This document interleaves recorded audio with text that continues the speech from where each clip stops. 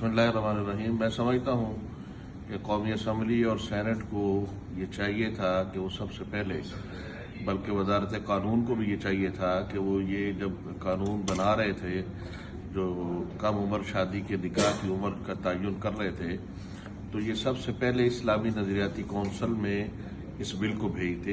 इस्लामी नज़रियाती council में तमाम मसालक के जय्यद उलमाए कराम मौजूद हैं, वो इस पर बहस करते और फिर वो एक कुरान और सुन्नत की रोशनी में एक राय देते।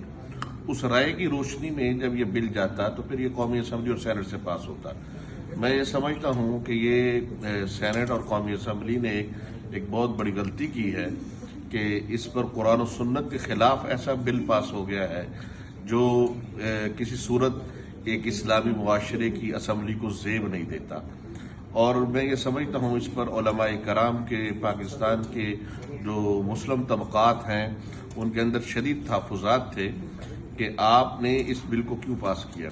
उमर, आप इस पर डिबेट और बहस कर सकते हैं कि आप कहते कि निकाह की उम्र पर आप कदगर न लगाते।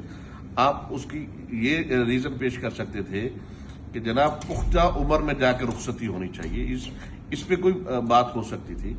लेकिन जब आप निकाह पर पाबंदी लगा रहे हैं और उसकी एक हद मुकर्रर कर रहे हैं, इसका मतलब है आप मुआशरे में फहाशी और बेरहरवी और उरियानी को जो है फरोग दे रहे हैं।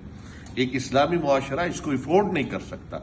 मैं ये समझता हूँ ये आसान निकाह के रास्ते में रुकावटें खड़ी की गई हैं और शरीयत में निकाह की जितनी अहमियत है, जितनी इस पर जोर दिया गया है, ये किसी भी मुआशरे और किसी भी मुआशरे के अंदर जो अक़दार होती हैं अखलाकियात की, उसका बेहतरीन जरिया निकाह होता है।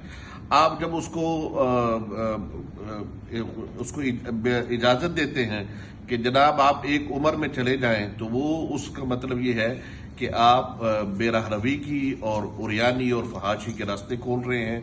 इसलिए मैं ये समझता हूँ कि आज का इस्लामी नज़रियाती कौंसिल का ये जो फैसला है, ये मुतफ़िक़ा फैसला था। तमाम मसालक के जय्यद उलमा ने और कानून और के जो यहाँ डिबेटर थे, उन सब ने इसको मुतफ़िक़ा तौर पर मुस्तरद किया है और हम उम्मीद करते हैं कि सदर ममलकत इसको दोबारा कौमी असम्बली में भेजेंगे और वजारत कानून और हुकूमत पाकिस्तान इसको इस्लामी नज़रियाती कौंसिल में भेजे और वहाँ पर इसको इस्लाम की और शरीयत की रोशनी में पास किया जाए।